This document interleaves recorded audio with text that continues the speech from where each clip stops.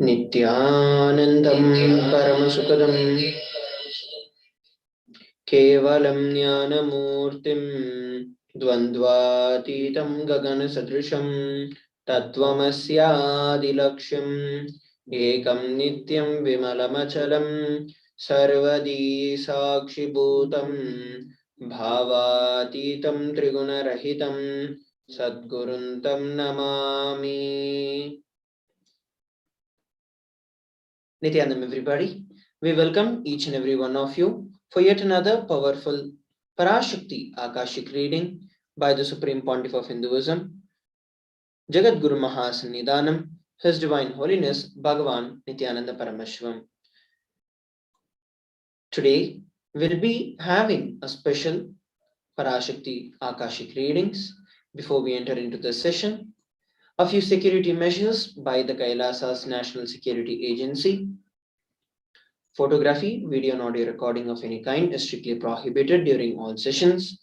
Be on mute and be on camera. If you need to step out due to some unavoidable situation, please inform the digital security officer.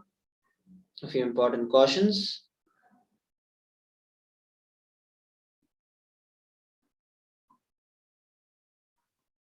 We welcome all the Kailasa Vasis attending from the Kailasas monasteries, gurukuls, temples, and ashrams and centers from all across the world.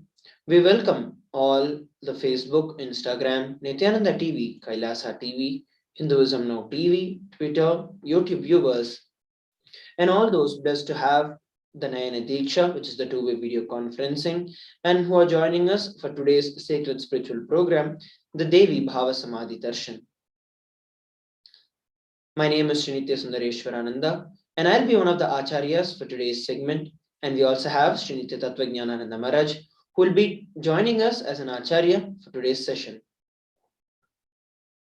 Let us understand about Devi Parashakti, the cosmic mother. Devi, the ultimate pure feminine consciousness, the cosmic mother.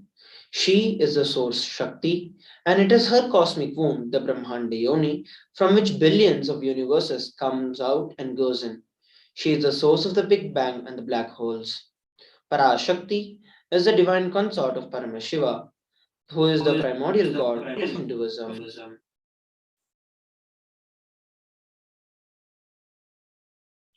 The first and first relationship is mother. Ability to learn even idea play starts with mother. How play starts with mother, and that your idea to relate, your ability to relate starts with only mother. Mother is an important way to connect what you think as life. In variation, our rishis were aware that your ability to connect mother should be directed to cause. It should inspire, it should awaken your higher consciousness. It should inspire your higher consciousness to express through you. It should awaken your higher consciousness. Connecting with life as mother is the most sweetest, most beautiful, most easiest form to ever connect. So today, out of this extreme compassion, love, the Supreme Pontiff of Hindu is manifesting Devi Parashakti herself and gracing us, answering all our questions, attending prayers, giving boons, healing us, revealing the past, present, and future, and delivering profound spiritual truths, and ultimately giving us experience of Paramashivoham itself. So understand what is Bhava Samadhi Darshan. What is Samadhi? Samadhi is oneness. Adi means source. So Samadhi means one with the source. Bhava means attitude or aspect. So Bhava Samadhi means being one with the source through this aspect. Let us now understand what exactly does darshan mean. Darshan literally is face to face with the cosmos. Darshan means to have a glimpse of. In the Vedagamic tradition, it is used to describe the moment when we behold a deity, an avatar, a saint, or an enlightened being, as just seeing such beings can cleanse the karmas of lifetimes and create a deep and a lasting transformation in the receiver. Darshan is the powerful superconscious vibration that is present around an avatar at all times. He simply radiates darshan just as the sun continuously radiates light. The auspicious moment when the receiver is able to catch it becomes the moment of darshan for him, raising you to the next level of superconscious breakthrough, just like hitting the reset button on your very being. Some of the fundamental principles of the Bhava Samadhi Darshan, the first and foremost being that the cosmic beings are real. The various deities, the gods and goddesses of Kailasa are real. That is the first cognition. The second is that they manifest from Kailasa, which is the enlightened time space zone, through deities and incarnations. The divine cosmic beings manifest through the Archavataras, which are the deities in temples, and through the Nijavatara during the Bhava Samadhi darshans through the incarnations. The Bhava Samadhi darshan is the science of the Nijavatara manifesting Paramashiva, the supreme consciousness. Devi Parashakti expresses through the being of Rajarajeshwari and manifests as Nijavatara, the physical form of Devi Meenakshi. The Archavatara, which is the deity, reflects the consciousness and the manifestation of the superconscious energy. But human beings are not mature enough to receive the higher levels of experiences directly from the Archavatara. And that is the reason the physical avatar, the Nijavatara, comes down to bridge the gap and to create a deep and lasting transformation in all of us.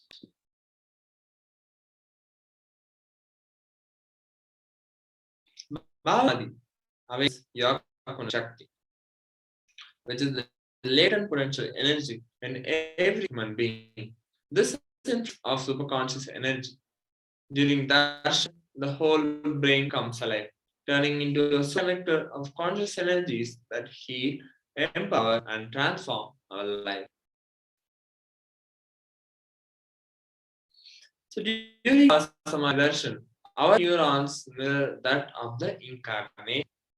The neurons activate and process all the observed movements or information avatar, thus by seeing.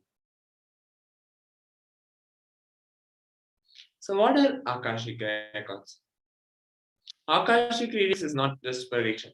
It is a reading for the cosmic archives. Beyond space, creation and destruction happen simultaneously. In dimension of time starts the past, present, and future. Because Akashic records are stored in Akasha, the space dimension. That is why there is no past, present, and future. That is why what you call as happening, and yet to happen are clearly already recorded. Let us now understand about the Supreme Pontiff of Hinduism. The Supreme Pontiff of Hinduism, Jagat Guru Mahasannidhanam, His Divine Holiness Bhagwan Nithyananda Paramashivam, is the reviver of Kailasa, a macrocosmic, ancient, enlightened Hindu civilizational nation. The Supreme Pontiff of Hinduism is the 1008th incarnation of Paramashiva, as per Hinduism, recognized by his predecessors who are enlightened masters and adepts. The Supreme Pontiff of Hinduism has made the science of power manifestation, yoga, and temple based universities a lifestyle for the humanity. Here, we're going to be going over the coronation of the Supreme Pontiff of Hinduism. Before 1981, before even the age of 3, he was identified as the 1008th incarnation of Paramashiva by the spiritual adepts and enlightened masters of Hinduism. In 1981, he was initiated into Bala Sannyas and Chaturmasya at the tender age of 3. And in 1988, he was coronated as the future Guru Mahasannidhanam of the Tondai Mandala Adinam, the oldest monastic university. In 1994, he was declared as a successor of the Arunachala Sarvanya Peetham by the Guru Parampara on 24th of May 1994. And in 1999, he founded the mission, the Nithyananda Sangha, to revive Kailasa internationally. Following that, in the same year, he was also coronated as the successor of the Kashi Sarvanya Peetham. Here we are looking at the Guru Parampara of the Supreme Pontiff of Hinduism.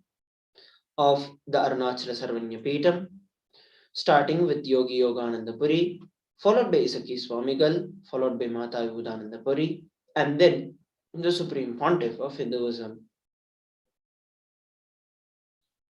Here are the photographs which was taken when the Supreme Pontiff of Hinduism founded Kailasa internationally, the Nithyananda Sangha to revive Kailasa internationally at the age of 21 in 1999. These are the photographs from when the Supreme Pontiff of Hinduism was declared as the successor of the Kashi Sarvanya Peetham at the age of 21.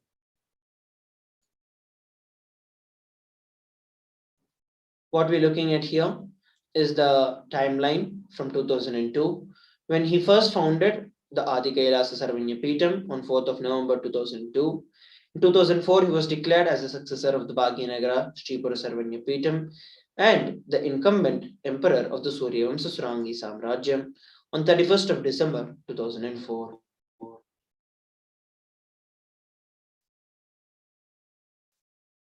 So here are some pictures of Supreme Pontiff of Hinduism in the Adi Kailasa Sarvanya Peetham at the age of 24.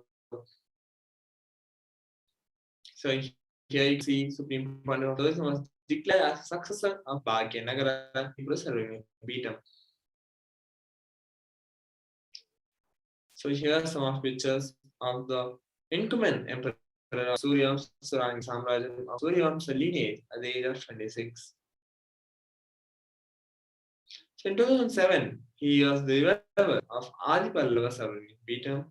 Following the same year, he was there as the Mahamandaleshwar of Mahanirvani Akada. And in 2012, he was coronated as 293rd Guru Mahasiddhan of Shamala Sarvanya Peetham, the oldest Hindu papal state and the monastic kingdom. Here you can see Supreme Pontiff of Hinduism reviving the Adi Pallava Sarvanya Peetham. So here you see the Supreme Pontiff of Hinduism was coronated as 93rd Jadguru Nidana. Last Solon Shamala Peter Sarvanya Peetham. 2013, officially called as Mahamandaleshwar, Supreme Head of Mahanirvani Akada, the largest apex master and the youngest Mahamandaleshwar to be ever called. And he was declared as the Acharya Mahamandaleshwar of Atala, the oldest recorded Hinduism, where Acharya Mahamandaleshwar Sukhdevanji, and then the then incumbent spiritual head. 2014 he was coronated as Nidana of Tanjavur. Here are the photographs from the coronation ceremony as the Mahamandaleshwar of the Mahanirvani Akhada at the age of 36, the youngest Mahamandaleshwar to have ever been appointed and selected. Here are the photographs from when the Supreme Pontiff of Hinduism was coronated as the Guru Mahasannidhanam of the Tanjavur Adinam. In 2014, he was also coronated as the Guru Mahasannidhanam of the Tiruvarur Adinam, followed by the coronation as the Guru Mahasannidhanam of the Vedaranyam Adinam, and then coronated as the Guru Mahasannidhanam of the Panchanadi Kulam. And all of these happened in the year 2014. And here are some of the photographs of the coronation of the Tiruvarur Adinam. Here is the Guru Parampara of the Vedaranyam Adinam. And in 2015, he was coronated as the Guru Mahasannidhanam of the Dharma Mukti Spargapuram Adinam. In 2015, he was coronated as the Guru Mahasannidhanam of the Adipita Kolada Mata. And in 2015, he was also elected as the Supreme Pontiff of Hinduism by a congregation of over 1,000 spiritual leaders. So here are the following pictures of SPS getting coordinated Guru Mahasannidhanam of Dharma Mukti Swargapuram Adinam. He was coordinated as Guru Mahasannidhanam of Adipita Kolada at the age of 37. And here you can see Supreme Pontiff of Hinduism was elected as the Supreme Pontiff of Hinduism by a congregation of 1,000 plus leaders, Hindus. Let us look at some of the global initiatives by the Supreme Pontiff of Hinduism.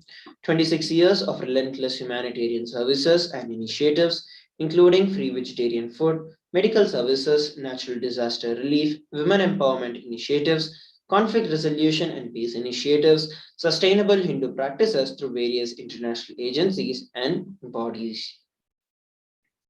The Supreme Pontiff of Hinduism has authored over 300 books and 10,000 articles in three languages: English, Tamil, and Sanskrit, and these have also been translated into 50 languages with over 1,000 titles. Over 20 million copies of books and articles have been sold, read, and downloaded. The Supreme Pontiff of Hinduism has also established the world's largest library with over 1 million books, 1 million palm leaf scriptures, and over 20 million digital books. And over 10,000 hours of discourse, over 1 billion views on social media. And he is also revered as the most prolific and most viewed guru in the digital, read and watched by 1 billion plus followers in Hinduism. And so Hinduism has the world's greatest digital Hindu nation, over 1 billion views and 1 billion lives have been enriched.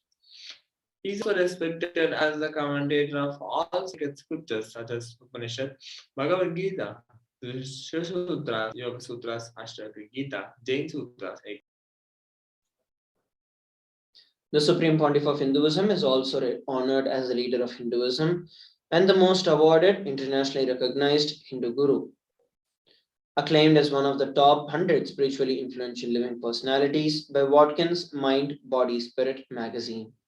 The Sovereign Order of Kailasa, led by the Supreme Pontiff of Hinduism, and the Nithyananda Order of Monks, Nuns, and the Hindu Diaspora are working to give a global peace and to give a superconscious breakthrough to the humanity. He is also a establisher of the largest university in the world with satellites in 150 countries. He is also the establisher of 1,000 plus Kailasa enlightened ecosystem all around the world.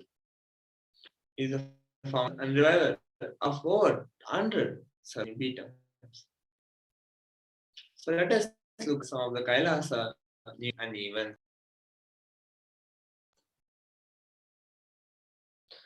Kailasa's Nithyanandeshwara Paramashiva Devalayam in Adi Kailasa celebrated the 13th day of the Grand Nithyanandotsam festival with the Avatar and Leela Alankaram, Deeparadhana, and the Nitya Puja Upacharam as part of the Nithyanandotsavam Day 13 celebrations of the 45th birth anniversary of the Supreme Pontiff of Hinduism.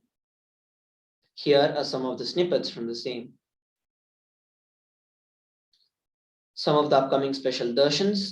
After the special darshan and the initiation from the Supreme Pontiff of Hinduism on the 45th Avatar Dinotsavam of the Supreme Pontiff of Hinduism, let us take a look at the upcoming events and special darshans. The Vaikuntha Vasal Darshan on 13th of Jan 2022. Vaikuntha Ekadashi is one of the most important days, an auspicious day for the devotees of Lord Vishnu. It is dedicated to Lord Venkateshwara. On this auspicious day, Lord Venkateshwara assures his devotees liberation in both the inner and outer world. The significance of the Vaikuntha Ekadashi is mentioned in the Padma Purana. Join us for the special darshan for the Vaikuntha Vasal Darshan, the door to experience the enlightenment space of Vaikuntha.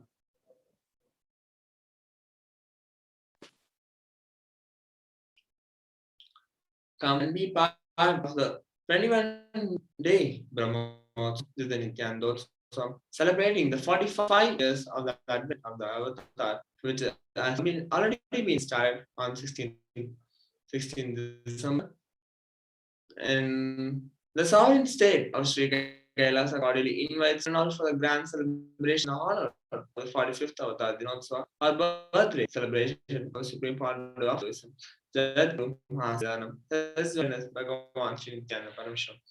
Kailasa is celebrating the happening of the Avatar, the 45th Nithyanandotsavam, on 3rd January 2022, on 8 p.m. IST or 6:30 a.m. PT. If you want to learn more, go to kailasa.org/Nithyanandotsavam. So let's look at some of the important announcement message from the Supreme Court of Hindu and the commendation letters from various government leaders. As part of the 45th Jayanti celebrations of the Supreme Pontiff of Hinduism, there have been many proclamations from various different cities. One of them, the most latest, from Mayor Paul E. Coogan of the city of Fall River, Massachusetts, conferring a proclamation to the Supreme Pontiff of Hinduism and the sovereign of the sovereign state of Sri Kailasa, His Divine Holiness Bhagavan Nithyananda Paramashivam, and proclaims January 3rd, 2022, the Incarnation Day of the Supreme Pontiff of Hinduism as Kailasa's SPH Nithyananda Day, to honor the art, hard, and the selfless work, the achievements, the religious and human rights advocacy, and global humanitarian services of the Supreme Pontiff of Hinduism. Over 30 cities worldwide have declared January 3rd, 2022 as Kailasa's SPH Nithyananda Day.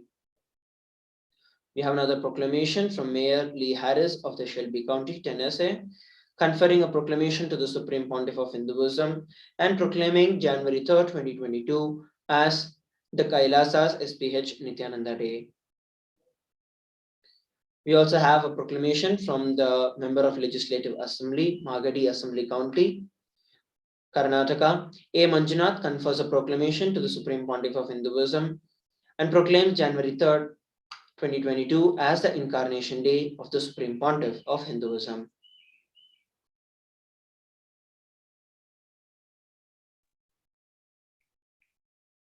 Mayor William C. Dust of Concord, North Carolina, a proclamation stating that January 3rd, 2022 as the Incarnation Day of the Supreme Pontiff of Hinduism as Kailasa's Nithyananda Day. We have a recognition from the Honorable Mark D. Saulnier, U.S. Congressman representing the 11th Congressional District of California.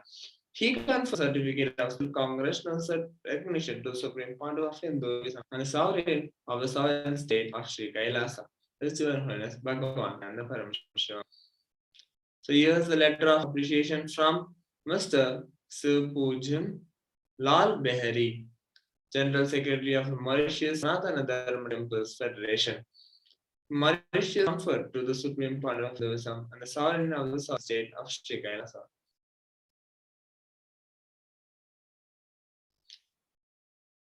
Proclamation Mayor Aquaneta Warren, Mayor Pro Tem Peter A. Garcia, and council members of the city of Fontana. Confers a proclamation to the Supreme Pontiff of Hinduism and the sovereign state of Sri Kailasa. His Divine Bhagavan Nithyananda Paramashivam and joins Sri Kailasa in celebrating the 45th Jayanti celebration, the Incarnation Day of the Supreme Pontiff of Hinduism. We have another proclamation. Mayor H. William Mutz of the city of Lakeland, Florida, confers a proclamation to the Supreme Pontiff of Hinduism and the sovereign of the sovereign state of Sri Kailasa and proclaims January 3rd, 2022 as Kailasa's SPH Nithyananda Day. Mayor J. Allen Joins of the city of Winston-Salem, North Carolina, confers a proclamation that the 3rd of January 2022 is Kailasa's SPH Nithyananda Day. We have Mayor Sammy Phillips of the city of Jacksonville, North Carolina, conferring a proclamation to the Supreme Pontiff of Hinduism that the 3rd of January 2022 is the Incarnation Day of the Supreme Pontiff of Hinduism and as Kailasa's SPH Nithyananda Day, thereby honoring the 45th celebrations of the revival of the sovereign state of Sri Kailasa, which is the ancient, enlightened Hindu civilizational nation and the first nation of the Hindus. Mayor Krista Bernasconi of the city of Roseville, California, confers a certificate of recognition to the Supreme Pontiff of Hinduism for all his global humanitarian contributions and proclaims January 3rd, 2022 as Kailasa's SPH Nithyananda Day.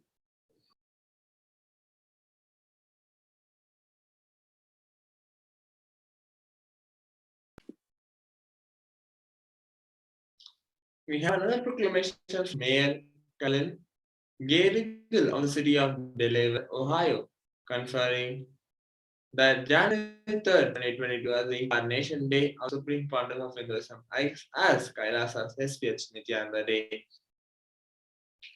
Mayor Alan Gary also thanks the local members of the Nithyananda in the Temple, Ohio, for their continuing outreach and support the city deliver. The Supreme Court of Nithyananda Paramashivam first visited Ohio in 2003 during his World Vijayatra.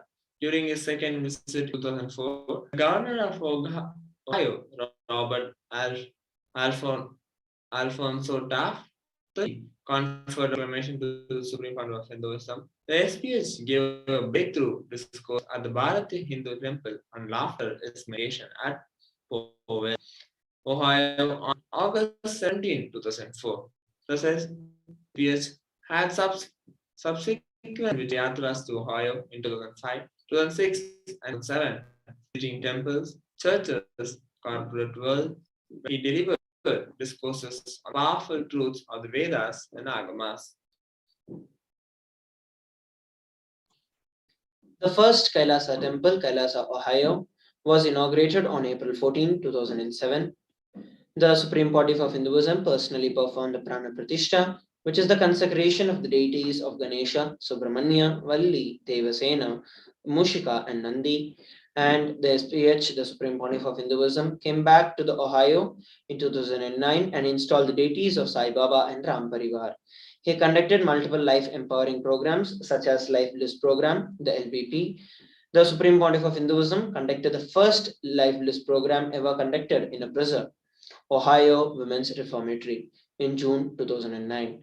Since 2003, over 110,000 hours of volunteer hours have been recorded towards the following. The first, over 2,000 Ohio residents participated in free programs between 2009 and 12. 75 free corporate meditation have been conducted for over more than 700 people, including at Bank One, Cardinal Health, Nationwide, American Electric Power, Ohio State University, Ohio Wesleyan University, Ohio University, and Wittenberg. 25 free Niti Yoga classes have been conducted, benefiting over 350 people.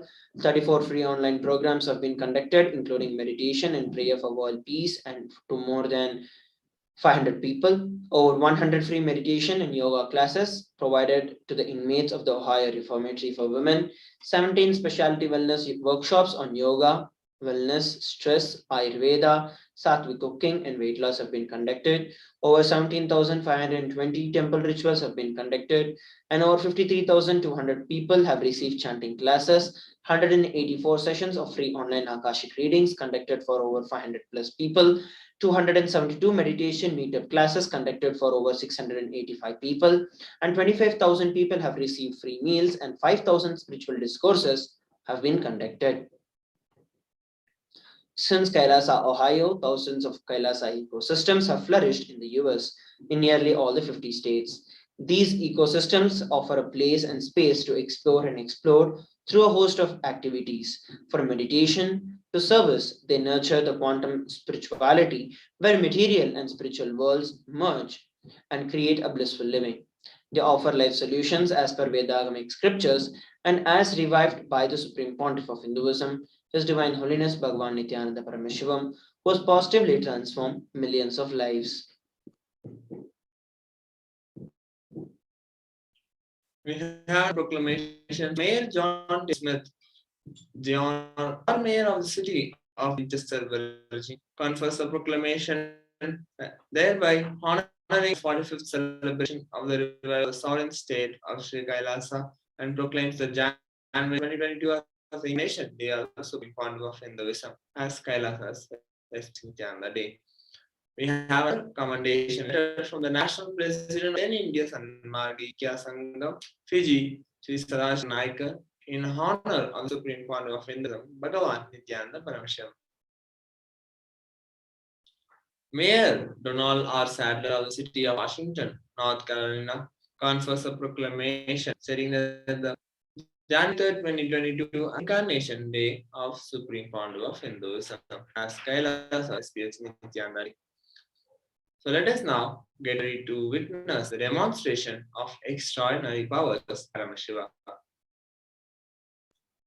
We request all the viewers to stay tuned as we enter into the next segment of today's session, the extraordinary powers.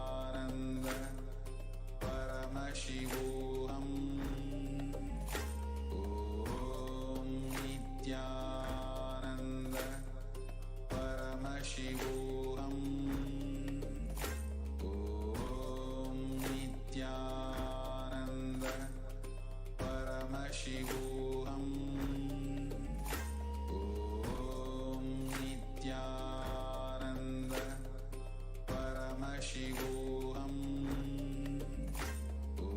Om Nithyananda Paramashivoham. Om Nithyananda Paramashivoham.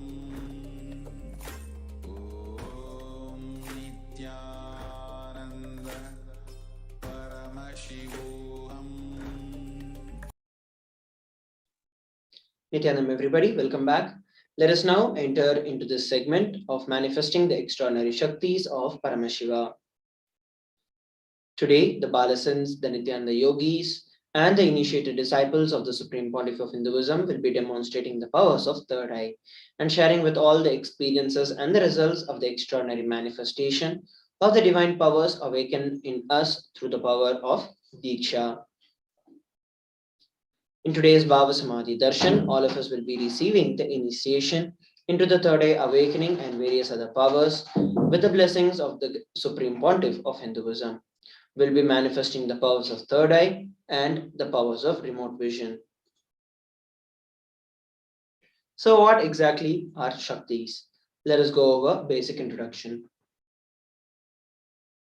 In the Vedagamas, which are the source scriptures of Hinduism, Paramashiva reveals in elaborate detail that every human being is hardwired to be able to manifest 463 extraordinary Shaktis, which are the divine powers. Manifesting powers or Shaktis are described in the Vedagamas as a system or a methodology and a science for human beings to explore the various possibilities and the powers and have access to the various states of consciousness. Shaktis manifest from the fundamental principle that you are divine and you need to manifest divine. It is not that you are man and you need to become divine. Let us look at some of the important differences between Shaktis and Siddhis. The first and foremost being Shaktis expressed from the space of enlightenment as a side effect of feeling connection with the divine and high integrity with the Guru. On the other hand, Siddhis are powers that manifest from tapas or penance towards enlightenment. Shaktis are the source of enlightenment, whereas Siddhis happen on the path of enlightenment. Shaktis of Paramashiva manifest through ordinary human beings in an extraordinary way just after the initiation from the avatar. Shaktis are permanent, whereas Siddhis are not, and Siddhis have the potential to divert you from enlightenment itself. Paramashiva. He is a primordial divinity in Hinduism, the ultimate reality and cause, which is self-effulgent, Swayam Prakasha, all-pervading, unchanging beyond time, space, form, and causality, and as a fundamental principle of Vyakta and Avyakta, which is the manifest and unmanifest, he performs the Panchakritya or the five cosmic acts of Srishti, Sthiti, Samhara, Trobhava, and Anugraha: creation, sustenance, rejuvenation, pulling out of delusion, and liberation. The Supreme Pontiff of Hinduism, Jagat Guru Mahasannidhanam, His Divine Holiness Bhagavan Nithyananda Paramashivam, as the 1008th incarnation of Paramashiva and the representative of Paramashiva, the reviver of Kailasa, the ancient Hindu civilization nation, the great cosmic borderless Hindu nation. Ever since the beginning of the civilization, the Sanatana Hindu Dharma has been a cradle of enlightened beings and highly advanced sciences. It was where the science of enlightenment and the powers, the Shaktis, was lived and taught as a lifestyle for the first time in the modern day. And the Supreme Pontiff of Hinduism is reviving these yogic sciences and transmitting it to the world at a record breaking pace never accomplished earlier. The knowledge and the science of manifesting these Shaktis are passed on from one generation to the other through Diksha or the initiation by the enlightened masters. The Supreme Pontiff of Hinduism, being recognized as an incarnation at a very young age, taught and was taught these sciences and to revive the initiations and the knowledge repositories for billions to manifest the science of power manifestation from the disciplines of Vedanta, Tantra, Sri Vidya, Yoga and Yogic powers, Mantra Shastra, Siddha Vidya, science of Aushadha, Advaita, Bhakti Yoga, Paramashiva Jnana, and Paramashiva Vijnana. So, how do we awaken these Shaktis in every one of us? When a ultimate truths, the jnana, is mapped into your consciousness, which is your prajna, it manifests as possibility and the power of every being, prajnana. Let us now get ready to watch a beautiful video on the science of the power manifestation and the Diksha.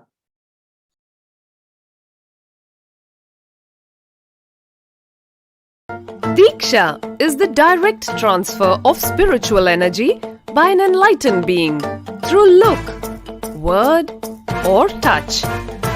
The traditional Vedic book Navaratneshwara states, Sarvasamapi dikshanam muktihi phalamakhanditam avirodhat bhavantyeva prasangyastu bhuktayah.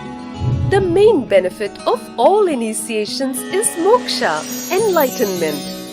As a side effect, health, wealth, leadership, and well-being happen. And in Rudrayamala Tantra, Shiva says, Devi diksha vihinasya na siddhihi na cha sadgatihi tasmat sarva prayatnena guruna dikshito bhavet. The one who is not initiated does not attain liberation nor a better future. So by all efforts, one should get initiated by Guru. What is the science of initiation? Neuroscience has proved that the process of initiation floods the brain with energy. This is the superconscious energy of Kundalini, our own highest inner potential energy. As the Kundalini flows from the thalamus to the cortex, it sets up a powerful energy loop within the brain, which awakens the latent non-mechanical parts which we have never used before. With increasing levels of coherence, the whole brain comes alive, turning into a superconductor of conscious energies that heal, empower, transform our lives, bliss and fulfillment.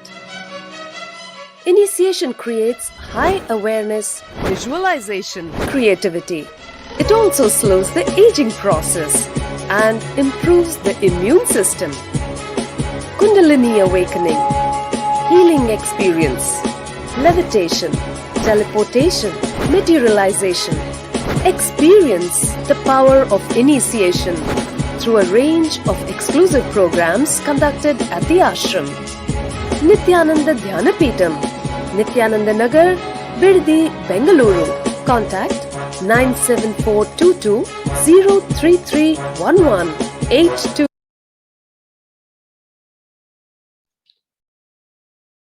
Now that we have watched the beautiful video on the science of Diksha or the initiation, let us understand about the science of power manifestation that is authenticated through four aspects or evidences, the pramanas.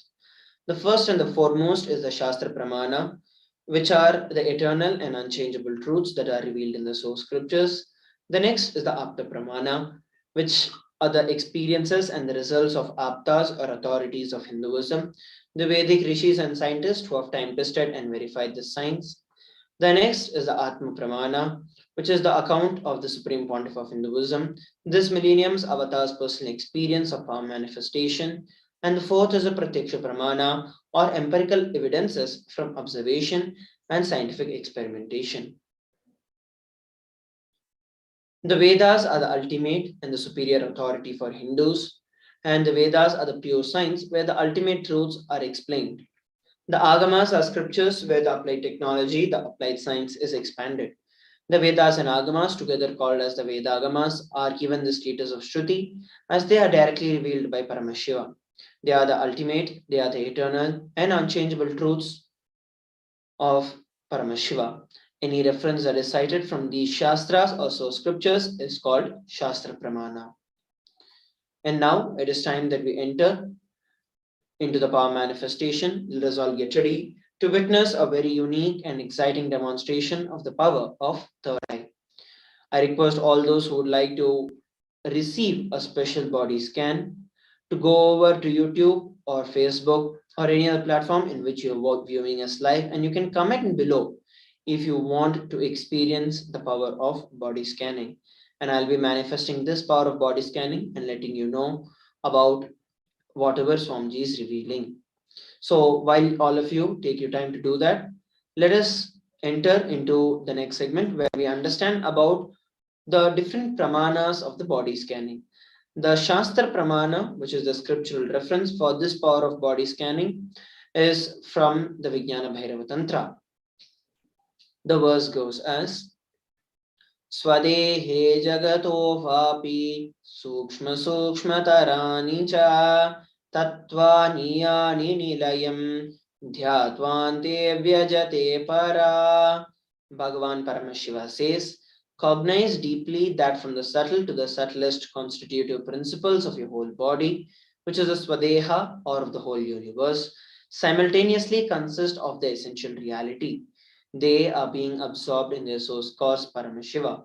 By the experience of such restful awareness, one becomes complete from all thoughts, and the ultimate universal divine power, Pradevi, Adi Shakti, is revealed. The supreme power manifestation happens. The Apta Pramana is when Thereyer, who was a Siddha and one of the prominent disciples of Agatya. One day, a man who was suffering from severe headache comes to Agatya for healing from the headache. And immediately, Agatya uses the power of body scanning and identifies the root cause of the headache. He reveals that there is a small tere, which is a type of a frog, sitting in the person's brain. Agatya immediately instructs Thereya, his disciple, to perform an open head surgery and to remove the frog.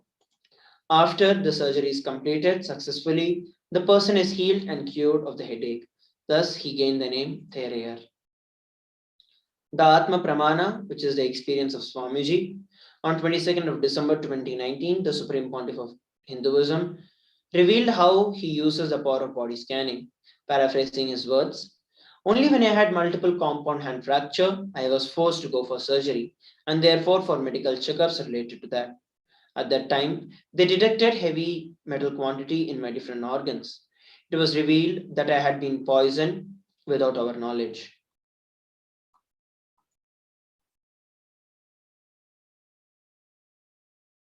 I immediately used diagnostic methods instead of medical facilities to study the body condition due to the poisoning. Through the body scanning, I found out what the problems, imbalances had happened and where the balance has to be done.